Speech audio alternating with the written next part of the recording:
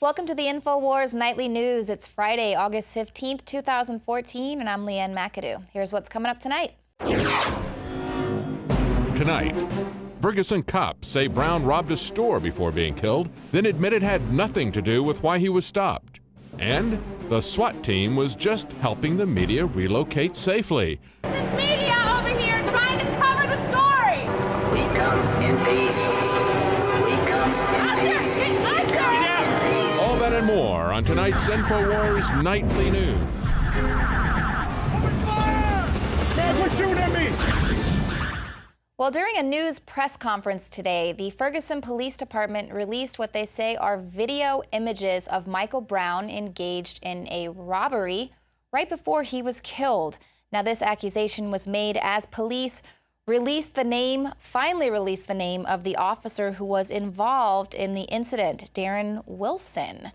Now, it's quite curious as to why they would release this report, retroactively fitting it to fit this whole scenario of Michael Brown being shot. It's basically to say, look, he deserved it. He deserved to be shot because even though it had nothing to do with why the police pulled him over, earlier in the day, he stole a box of Swisher Sweets.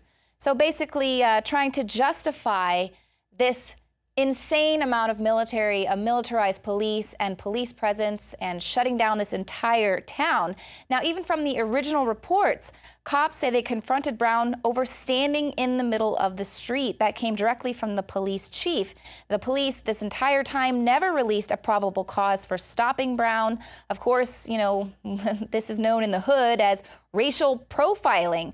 So here the cops now come back out and say, see, he was doing something after all. It's this huge psyop to basically try and justify for the world now who is watching this scene unfold, to justify a psyop to say, this is why we need this militarized police force. But even if he did rob a store for a $50 box of Swisher Sweets, that does not justify his execution. This is America. He deserves due process of the law. Now, and at the point when Michael Brown or anyone puts their hands up and surrenders and says, please stop, don't shoot, I'm unarmed, and starts running away, the cops cannot just fire upon citizens willy-nilly into the neighborhood. What if children had been there? What if the bullet had gone through a car and hit an innocent civilian? We can't allow cops to have these rules of engagement. Here in Ferguson, Brown allegedly stole a box of cigars. Earlier this month, we reported on how a man was put in a chokehold to death by the NYPD because they said that he was selling individual cigarettes. Okay, so when does it end? When does petty theft or selling, you know, a cigarette one at a time, when does that justify this huge, heavy hand by the police? Even CNN thinks it's a little bizarre, although they are kind of running with the narrative of the protesters were violent, so the police responded. Of course, we were there documenting the entire time. That's not really how things went down. But just as the protesters have said, at this point, it has surpassed Michael Brown. This was basically a filter of rage that was bubbling up within the community after years of abuse by the Ferguson police there.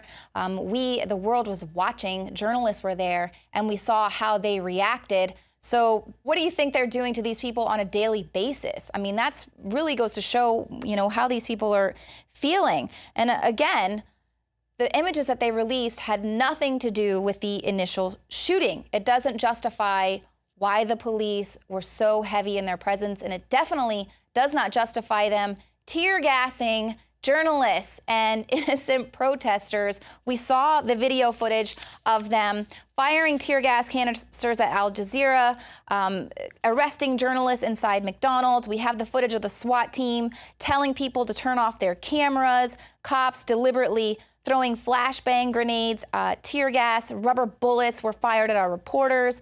And of course, you know, the police come out later and they say that it's not the attack on the press that it appeared to be. They were actually helping these guys take down their camera footage. They were actually helping the Al Jazeera news crew. The St. Charles County Sheriff's Department, which operates the SWAT team, said it was not the agency that fired the tear gas Wednesday night, but confirmed that it took down the abandoned lighting equipment because it made it difficult for officers to see. They couldn't see who they were inadvertently firing all these rubber bullets upon. Now, the department's lieutenant said that the SWAT team later helped the reporters out of the area and reunited them with their equipment. They just want to paint themselves as just being so helpful. They were just protecting their equipment and protecting their First Amendment right. Now, he went on to say that I'm sure that when they did deploy, they were unaware that the media were there and that adding those bright lights hindered their visibility in an already confusing situation. Well, of course, this official report from the police absolutely contradicts the video footage as well as the statements released by Al Jazeera. Let's go ahead and read these official statements by Al Jazeera. They said last night at 9:30 in Ferguson, Missouri, an Al Jazeera American news crew was reporting behind police barricades, and they did say it was about a mile down the way from where the protests were taking place. They were easily identifiable as a working television crew. As they were setting up their camera for a live report, tear gas canisters landed in their proximity, and police fired rubber bullets in their direction. Police continued to shoot after crew members clearly and repeatedly shouted, "Press!" Al Jazeera America is stunned by this egregious assault on freedom of the press that was clearly intended to have a chilling effect on our ability to cover this important story. So it doesn't really sound like they were being very thankful that they had tear gas canisters fired upon them, as well as it doesn't sound like the police said they were just moving their equipment so they could continue their coverage. And also, a little more detailed into this, they interviewed further the Al Jazeera reporters, and they said, "We were fired at from a police MRAP vehicle." And he added that his crew fled and sought shelter between houses, and eventually a separate MRAP, which was apparently this one from the St. Charles SWAT team, pulls up. And as that vehicle came close, we yelled out to the MRAP that we were press, and we approached the vehicle with hands visible. They opened the back of the vehicle and ordered us inside. And while the doors were open and we were outside, I do recall seeing SWAT-type firearms pointed at us. We were helped aboard and then taken back to our vehicle. So here, this is how they are treating the press. People who are clearly press, they've already presented themselves as press. Do they not have any idea about how this is going to get back to the rest of the world? But here, again, now because this press has gotten out, because they have made such a bad show of force there in Ferguson, they now have to go with this huge psyop of saying, here, you see, Michael Brown, he deserved it because he stole some Swisher Sweets earlier in their day, and that justifies our actions that we have continued to roll out. Now, the cops, of course, want to roll this out, shoplifting, to its assassination of character. It's a tried and true tactic. And now here is the footage you haven't seen. It's been shot exclusively by INFOWARS.com. Jakari Jackson was there behind the lines with these Al Jazeera reporters. And this footage, it's not from across the street where you see all this taking place. It's right there, and you can clearly hear this interaction between Al Jazeera and the police. This is press over here! Shooting us! What's bullets? Wow, are you still on? Yeah, this is media over here trying to cover the story! Hello?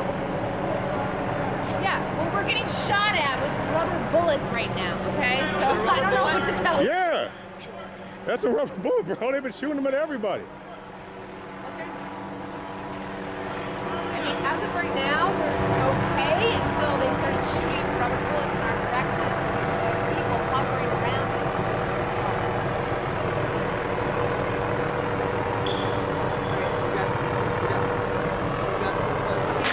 Jesus! Christ! Whoa, they threw it at the news! Well, I'm news too, but you know what I'm talking about. We can't go. Sam. We're moving. Usher! Get Usher! All right. Look, so they did it to the new media too. Usher! You got hit, bro? Hey, who do you guys work for? Who do you work for? What with Al Jazeera America? Al Jazeera America. So they pop smoke at Al Jazeera America. Did you get hit with a rubber bullet? They fired a rubber bullet at us, and then tear gas. They tear gassed Al Jazeera America. So you see, it's not just INFOWARS.com. They're popping at anybody who's out here with a camera. So again, that is clear that the police were suppressing the freedom of the press, suppressing people's First Amendment right to peaceably assemble. Their actions are not justified because of petty theft. And that's why there's this huge psyop now because of all the things that have taken place over the last few days. Now they want the media to spin this to justify the need for that huge military presence. CNN US writes on their website that the Ferguson police officer who shot Michael Brown didn't stop him because he was suspected in a recent robbery, but because he was walking down the middle of the street blocking traffic. Again, it was not related, and they ask, so why did Ferguson police decide to release surveillance video of the alleged convenience store robbery the same day that they named who the police officer was who fatally shot this teenager? These two incidents are not related. So there it is right there. The two incidents are not related. They're just trying to, make America say this is justified, but it's not. Petty theft does not justify an execution, and that's all there is to that. It does not justify the militarization of America's police, period. And now we have a former cop. It's not just you and I. It's not just Michael Brown. It's former cops, guys there, the boys in blue, even their colleagues who are being harassed if they decide to speak out about the abuse that's going on within their departments. This is a former cop who was arrested for exercising his First Amendment right. Michael Hoffman, he was arrested, denied medical aid, and had his camera stolen after he was staging an anti-TSA protest on public property in Jacksonville earlier this week. Now, he staged this protest half a mile away from the airport, and it was on the side of a public highway.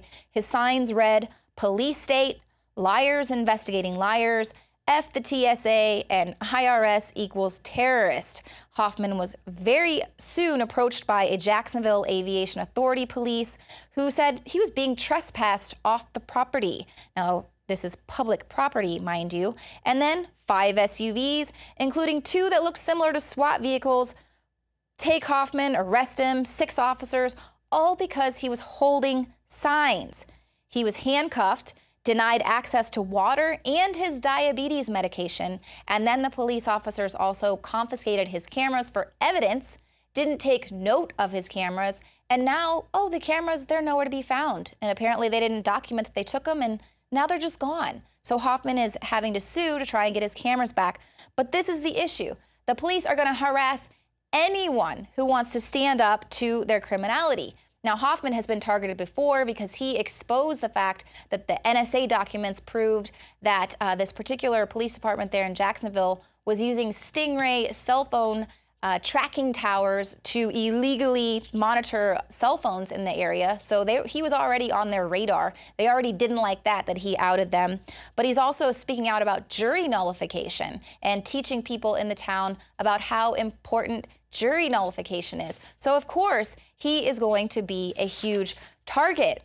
He's awake. He's, trying to speak out, do something about it. He's a terrorist, right? He loves his country and he's trying to, stand up for this country and do what's right. He's a terrorist. People peacefully protesting on the side of the road, they are terrorists. But these cops who are becoming federalized and actively engaging in pointing their guns at journalists and aiming their beams at people who have their hands in the air and their backs turned to them, they're the good guys. And that's the huge psyop, is that we need to just accept that this is the new norm. You cannot protest here in America. You can't hold up your signs on the highway unless you're an illegal alien. Then you can go protest on the White House lawn during a government shutdown if you're an illegal alien. But other than that, you have no First Amendment rights here anymore. Now, coming up, Alex Jones sits down with Max Kaiser, find out how these current